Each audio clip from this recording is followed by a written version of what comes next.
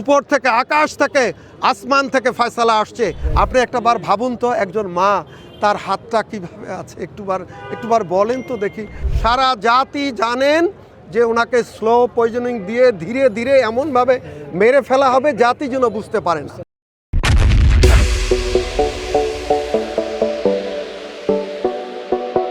জাতিকে এখনো বিভ্রান্তি করা হচ্ছে যে স্লো পয়জনিং দিয়ে তাকে এরকম করা হয়েছে। কথাটা সঠিক না। কারা বলছে?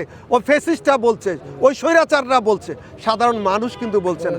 আপনি একটাবার ভাবুন তো, একজন মা তার হাতটা কীভাবে আছে, একটুবার বলেন তো দেখি।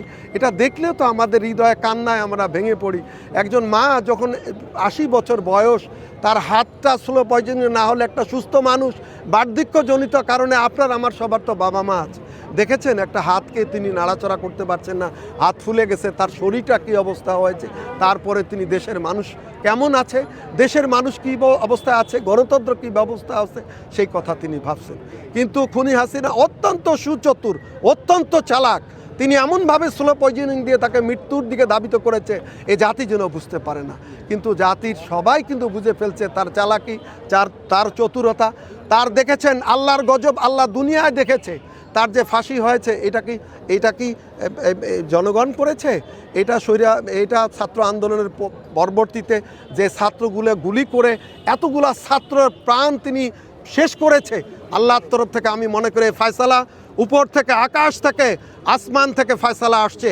এতগুলা জীবন তিনি নষ্ট করেছে, আজকে তার ফাঁসি হয়েছে। ফাঁসি তো একটা রায় দিয়েছে, আসুক না, আমরা চাই আপনি আসেন, আপনি ফেস করেন এগুলো কথা। ভাই প্লিজ, এই রাজনৈতিক কথা কেন আমি বলতে চাই না, কথা প্রসঙ্গে কথা আসছে তাই আমি বলছি।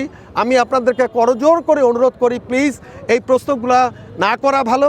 আপাতত আমরা সবাই আমার মায়ের জন্য, আমার মা নাই পৃথিবীতে, আমার বাবা নেই, কিন্তু মায়ের মতো, মার চেয়ে কম না, রাজপথে যে নেতৃত্ব দিয়েছে আপনারা দেখেছেন কত।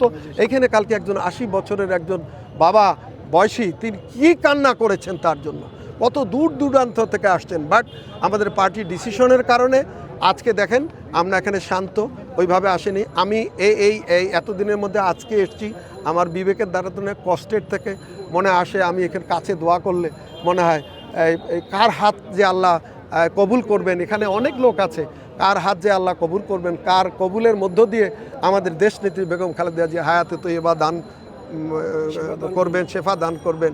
আমরা সবাই দোয়া করি আল্লাহর কাছে, আল্লাহ রব্বুল আলামিন তোমার মেহেরবানিতে, তোমার দয়ায়, তোমার রহমত দিয়ে আমাদের দেশ নেত্রী বেগম খালেদা জিয়াকে তুমি বাঁচিয়ে রাখো, আমাদের কাছে ফিরে দাও, দেশের মানুষের কাছে ফিরে দাও, দেশকে কল্যাণকর দিকে উনি এগিয়ে নিয়ে যাবেন। এই আজকে আমাদের